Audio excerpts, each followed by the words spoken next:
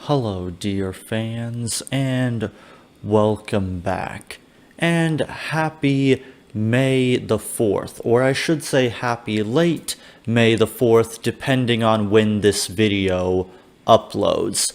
But what better way to celebrate this day than to watch Death Battle face plant into the floor while sending a character to their inevitable death for the sake of views. Well, let's begin and see what damage they've done this time.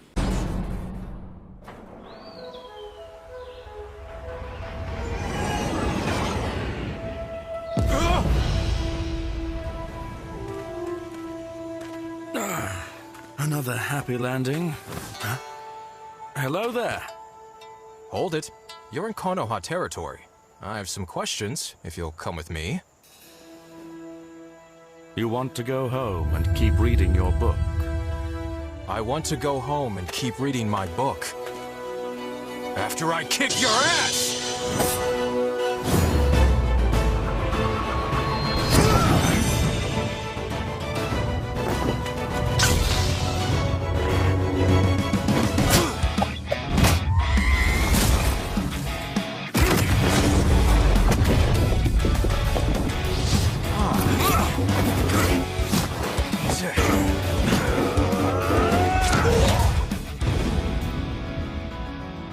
Had enough? Well now, you've fallen for the deadliest stratagem we ninja know. 1,000 years of death. Don't try it! I have the high ground!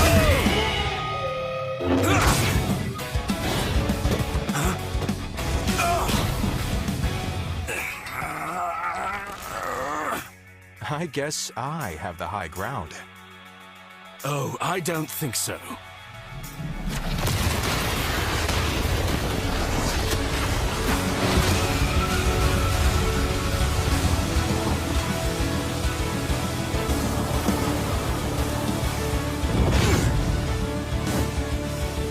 Most impressive. But I see you.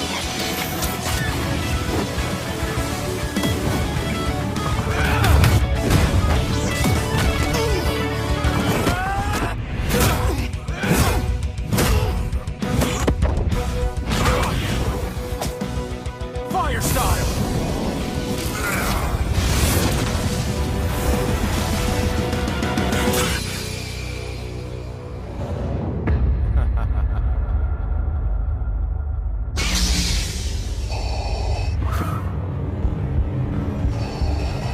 Be mindful of your thoughts, Obi-Wan.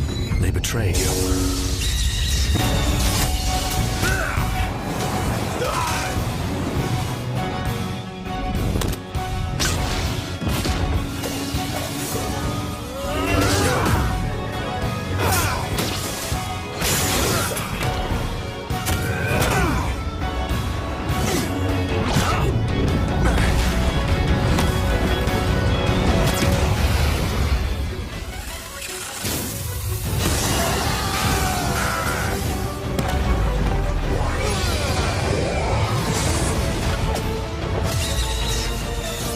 Don't give up. Trust in the Force.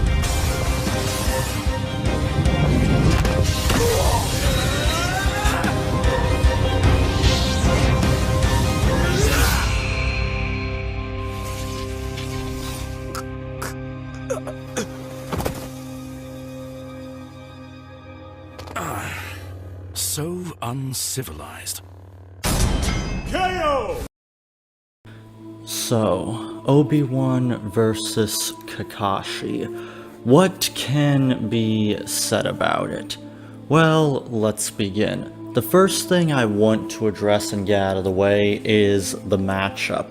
However, I'm not going to go too much into the compatibility or the reasons why this matchup happened, as I already addressed those points in my previous video, but the main thing I want to focus on is the fact that this is yet again another trendy matchup, something that even people in my comment section and my Twitter were pointing out, that this video just so happened to conveniently come out on May the 4th, and the Star Wars character conveniently wins.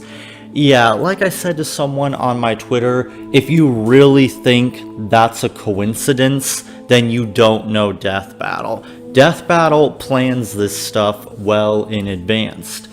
And of course Death Battle is going to do this on May the 4th. The reason why they do these trendy matchups is because it's an easy way to get views, because that's all Death Battle wants at the end of the day. You honestly think they choose these Death Battles because they actually think it's what's going to be the most entertaining, or it's going to cause the most debate?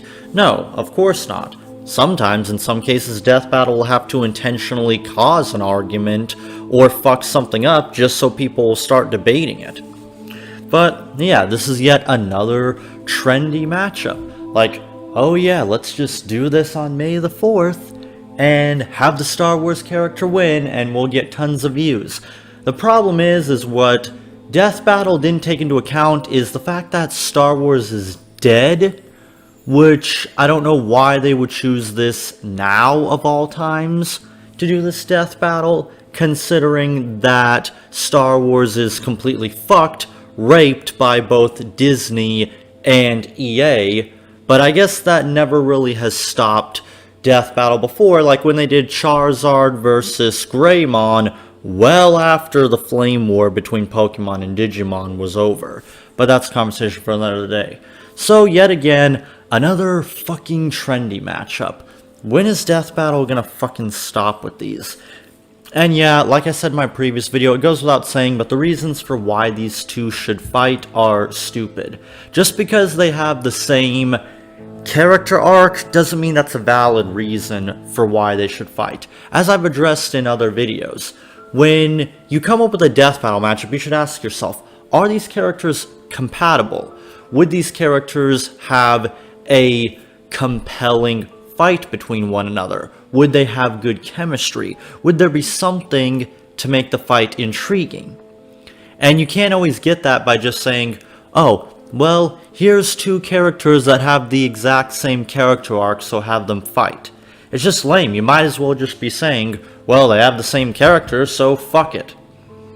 I mean, I guess it's not as bad as other episodes, I guess, but it's still a little bit lame. And in regards to the research as usual is just fucking terrible. And there's already a ton of videos coming out that are debunking the research on this, so I won't go too deep into it because there's other people that are already talking about it. But I will go over a couple of questionable moments. They say that Kakashi scales to Jiraiya, who is a mountain buster. However, it has been confirmed plenty of times that people like Jiraiya and Kakashi scale to the Genjutiki, which are confirmed to be multi-continental. So if you're gonna say that Obi-Wan is multi-continental because of General Grievous's armor, then Kakashi is also multi-continental.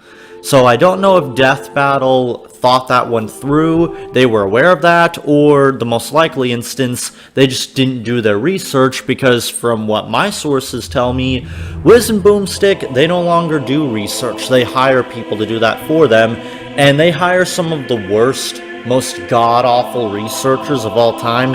If you've seen Jotaro versus Kenshiro, you all know exactly what I'm talking about when I say that their researchers can be pretty terrible at times. But another problem I have with this is, why do Kakashi? A lot of Kakashi's main powers are completely useless against Obi-Wan. The Force renders electricity, energy, and fire useless, as well as even mental manipulation. So, compatibility-wise, this is a shit show, so I don't know what the fuck they were thinking. But then again, this goes along with what Death Battle likes to do. They like to take... They will take these characters that, once again, they will have the perfect, convenient ability to counteract the other. So it makes for an easy victory, and it means they don't have to do as much research. Or in the case of this one, they could literally use whatever they want. And that's the thing, Death Battle just picked and chose what they wanted. There were plenty of abilities they left out that Obi-Wan has. For example, the Force Cloak, an ability that Obi-Wan has along with many other Jedi that can make him completely invisible. Why that wasn't used? I don't know. That is just a lot of the really shitty stuff, and admittedly, the positives do outweigh the negatives here if I'm being perfectly honest, so I'll be a little bit fair and go over some of the good stuff before I go into some of the more bad stuff. But one thing I will say is it goes without saying the animation is pretty good. Devil's Artemis is a pretty talented animator, although it is sad that his talents are being wasted on Death Battle episodes. But hey, it could be worse. He could be working for Animation Rewind. But yeah, the animation is pretty good, although I wish there was a little bit more fluidity to some of the animation. Some of it just feels like it feels a little too stiff, or like the characters weren't moving as fluid and quickly as they could be to make the action interesting, and just shitty speed bars are used to create an illusion of moving fast rather than just actually using clever animation techniques to make them appear as if they are moving fast. For example, in the case of the Star Wars Episode 3 lightsaber battles, what they would do to simulate speed is they would use fast forward type stuff to make it look like they were moving faster than they actually were to simulate the superhuman movement of the Jedi. Now, I won't necessarily fully blame Devil's Artemis here because Death Battle only probably gave him 2 weeks to animate that, so he probably had to animate what he could because Death Battle doesn't believe in giving their animators time, so I don't fully blame him. Other things that were pretty good is the voice acting and banter was spot on. The people they got to voice Obi-Wan and Kakashi did a perfect job. Obi-Wan sounds exactly like Obi-Wan, and Kakashi sounds exactly like Kakashi. And from what little I know about Kakashi, because I didn't watch a shit ton of Naruto back in the day, but from what I do remember about him, his character seemed pretty accurate to how he was in the anime, and of course it goes without saying Obi-Wan was also pretty accurate to how he was in the movies, although I would have preferred a little bit more trolling from Obi-Wan, because that's kind of his thing. He's known as a master troll. I wish we could have gotten more of that, but whatever, can't have everything.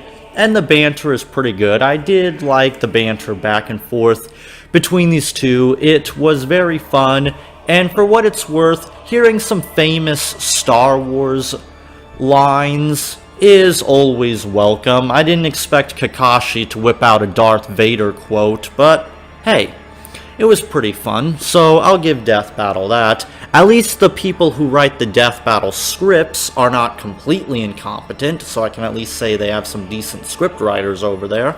The music is fine. I mean, I wouldn't really describe it as bad, but I think I would have just preferred Death Battle just used some more Star Wars music, or just made a mashup of Star Wars music and Naruto music, because Star Wars and Naruto are known for having really good soundtracks. I mean, this is coming from someone, I don't like Naruto, but Naruto does have an incredible soundtrack.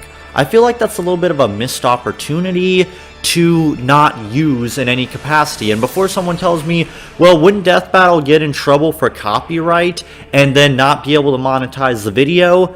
Yes and no. There are plenty of remixes out there of famous Star Wars themes and Naruto themes. I'm sure you could have found some remix or gotten one of your music guys to make a remix of the Star Wars theme, and you would have been fine. I don't know, maybe that's just me. I mean, I guess the music isn't too bad, but like I said, personally I would have preferred a little bit more Star Wars and Naruto theme implementation when you consider how iconic their themes are.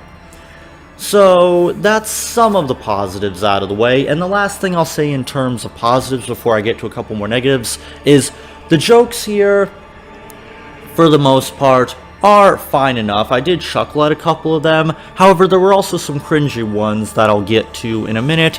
But the humor here was okay for what it was.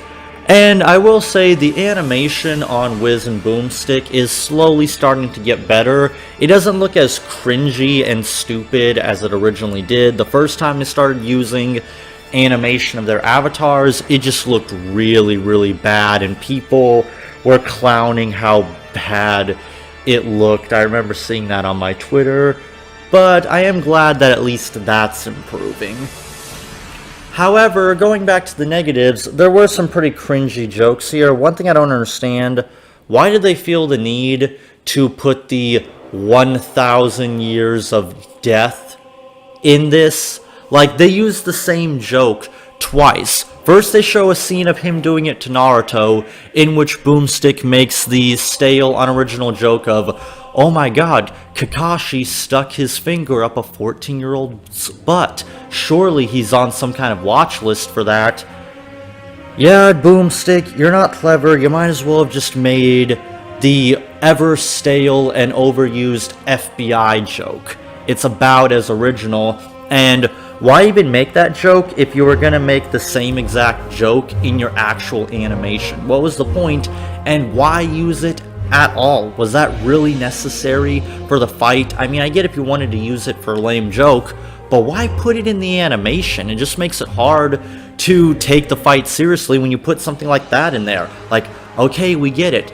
Getting stuff put up your butt hurts like a bitch. Trust me, I know. But why implement that into the fight? I mean, realistically, why would Kakashi use that in the middle of a fight? I mean, it's one thing to just use it as a joke, like when he's using it on one of his own students, but why in the middle of a fight? That just doesn't seem to make tactical sense to me. Then again, I'm not a Naruto fan, so what the hell do I know? Maybe Kakashi has actually used that in a fight with fucking Itachi or something. I don't know. I don't even think I even want to know. But it was pretty fucking lame. But overall, I will say this episode is a lot better than I thought it would be.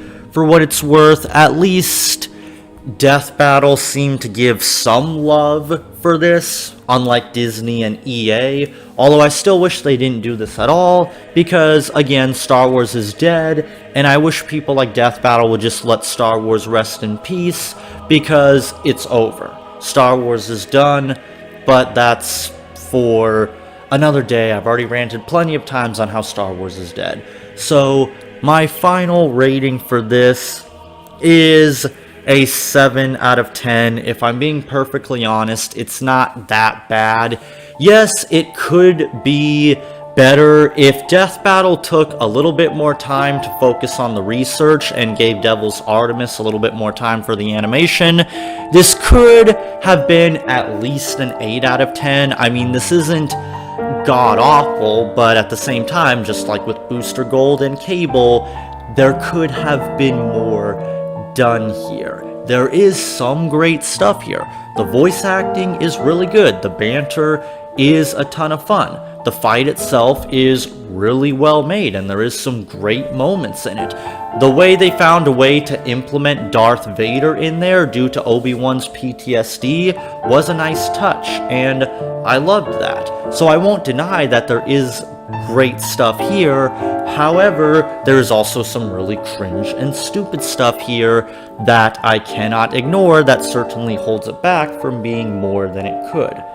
However, what do you guys think? Do you think Obi-Wan vs. Kakashi was any good? Let me know what you think, and I'll see you guys around next time.